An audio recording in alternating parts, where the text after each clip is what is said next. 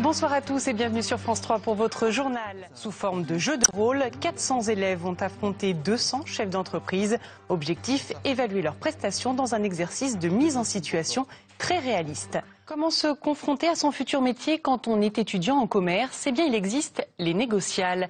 Pour la première fois à Montpellier, ce concours réunit 400 jeunes venus de toutes les écoles de commerce de la région. Ils vont jouer les vendeurs face à 200 chefs d'entreprise. L'occasion de se mettre en situation et de se frotter à un véritable stress. Thierry Will, Juliette Murk. Je ne vais pas la détailler tout de suite. Stade Yves du Manoir, ils sont tous là, élèves de 25 écoles de commerce, à travailler leur dossier depuis ce matin 7 h. Aujourd'hui, il s'agit de vendre à un bon client des dressings. Allez, c'est bon. C'est au tour de José, élève de 3e année à Montpellier. Bon, très bien. L'épreuve est chronométrée, 10 minutes, pas une de plus. La solution la plus adaptée à ce que... Dans la pièce, un patron, un vrai, qui joue les acheteurs et un jury qui ne perd pas une miette des échanges. Parce que là, il y a les places pour les deux. Les négociables, c'est un jeu de rôle concours créé il y a 25 ans afin d'inciter les étudiants des écoles de commerce à choisir la vente sur le terrain plutôt que l'international ou encore les ressources humaines. 2 dressings pour toi. C'est ça le besoin.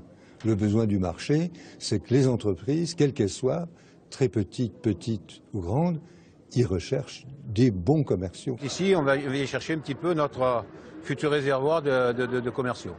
D'accord. Le but, c'est ça. On emploie quand même chez Wurt 3900 commerciaux. Donc, si vous voulez, il nous faut toujours réalimenter. Une manifestation qui plaît aux élèves, mais aussi aux entreprises.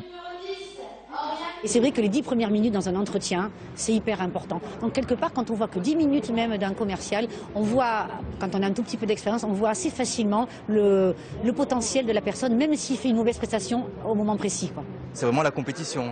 Il y en a qui cachent un petit peu leurs notes pour pas que le voisin puisse le voir. C'est vraiment compétitif, ouais. D'accord. Okay. C'est le jeu du premier. Voilà, qui va être gagnant.